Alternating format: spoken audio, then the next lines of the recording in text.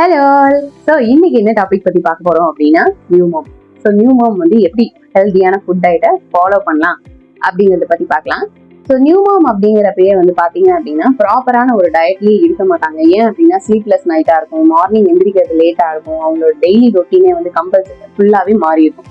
So இந்த மாதிரி இருக்கும்போது எப்படி வந்து நம்மளோட டயட்டை வந்து ப்ராப்பரா மெயின்டைன் பண்ணலாம் அப்படிங்கிறத பத்தி பார்க்கலாம்.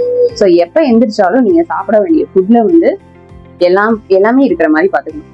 ப்ரோட்டீன்ஸ் இருக்கணும், அதே மாதிரி நியூட்ரிஷன்ஸ் நிறைய இருக்கணும், இன்னொன்று பிரெஸ்ட் மில்கை இன்க்ரீஸ் பண்ற மாதிரி ஃபுட்டும் நம்ம ஆட் பண்ணிக்கிட்டே வரணும்.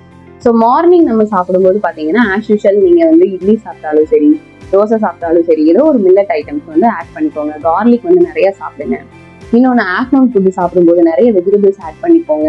நட்ஸு, ஓட்ஸ் கஞ்சியெல்லாம் நீங்கள் ரெகுலராக எடுத்துக்கலாம். ஸோ இதெல்லாம் வந்து உங்கள் பேபிஸ் ஒன்றும் அஃபெக்ட் பண்ணாது, அவங்களோட ஹெல்த்தை வந்து பூஸ்ட் பண்ணுமே தவிர அதனால எந்த ப்ராப்ளமும் வராது. ட்ரை பண்ணி பாருங்க. அதே மாதிரி முருங்கைக்கீரை நம்ம சாப்பிடும்போது பார்த்தீங்க அப்படின்னா அதில் கால்சியம் அதிகமாக இருக்கிறதுனால ஸோ நம்மளோட ஹெல்த்தையும் வந்து க்ரோ அப் பண்ணி கொடுக்கும். அதே மாதிரி உங்கள் பேபியோட ஹெல்த்தையும் அது வந்து நல்லாவே க்ரோ அப் பண்ணும். ஏன் எப்படி அப்படின்னா கால்சியம் அதிகமாக இருக்கும்போது பார்த்தீங்க அப்படின்னா எலும்பு வளர்ச்சியை அதிகமாக தூண்டும். சரிங்களா?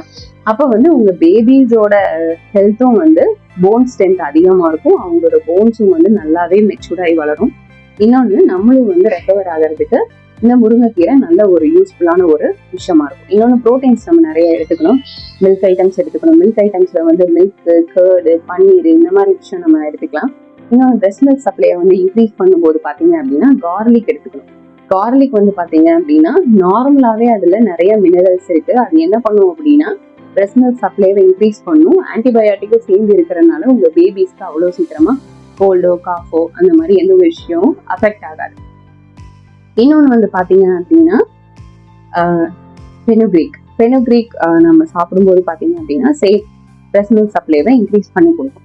ஸோ சீரகம் நம்ம சாப்பிடலாம். இதெல்லாம் வந்து நல்ல தண்ணியில போட்டு கொதிக்க வச்சு அந்த தண்ணியை வந்து மார்னிங் டைம்ல நீங்க எடுத்துட்டு வந்தீங்கனாலே அது நல்ல ஒரு ரிசல்ட்டை கொடுக்கும். வெஜிடபிள்ஸ் நம்ம நிறைய சாப்பிடணும். ஆஸ் யூஷுவல் நீங்க பிரெக்னன்சில என்னென்ன ஃபுட்டெல்லாம் ஃபாலோ பண்ணி உங்க பேபி நல்லா வளரணும்னு சொல்லி சாப்பிட்ருப்பீங்களோ அதே ஃபுட்டை வந்து ஆஃப்டர் த டெலிவரி நீங்க கம்பல்சரி ஃபாலோ பண்ணணும்.